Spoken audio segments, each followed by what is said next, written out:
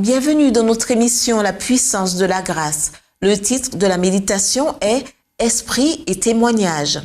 Les apôtres rendaient avec beaucoup de force témoignage de la résurrection du Seigneur Jésus et une grande grâce reposait sur eux tous.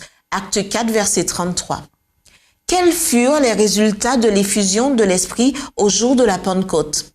La bonne nouvelle d'un Sauveur ressuscité fut proclamée jusqu'aux extrémités du monde habité. Tandis que les disciples annonçaient le message de la grâce rédemptrice, les cœurs cédaient à sa puissance. L'Église voyait venir à elle de nombreux convertis de toutes les classes de la société. Les rétrogrades revenaient à la foi. Les pécheurs s'unissaient aux croyants pour rechercher la perle de grand prix.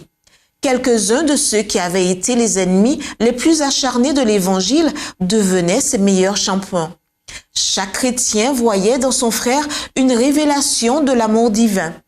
Un seul intérêt prévalait, un seul sujet d'émulation éclipsait tous les autres, refléter le caractère du Christ, travailler à l'édification de son royaume.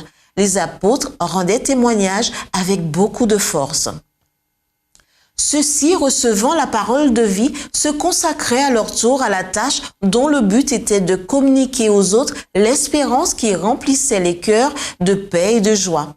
Les menaces ne pouvaient ni les retenir ni les intimider. Le Seigneur parlait par eux, et tandis qu'ils allaient de lieu en lieu, l'évangile était prêché aux pauvres et des miracles de la grâce divine s'opéraient.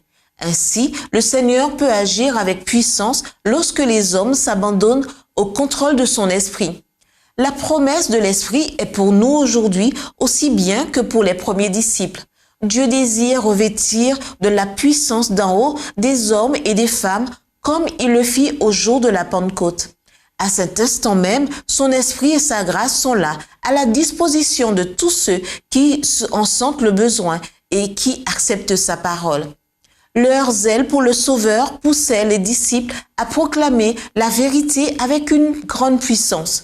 Ce même zèle ne devrait-il pas brûler nos cœurs et nous amener à parler avec hardiesse de l'amour rédempteur du Christ ressuscité, crucifié? L'Esprit ne devrait-il pas, aujourd'hui, en réponse aux prières ferventes et persévérantes, remplir les hommes de puissance pour le service de Dieu? C'était notre émission La puissance de la grâce.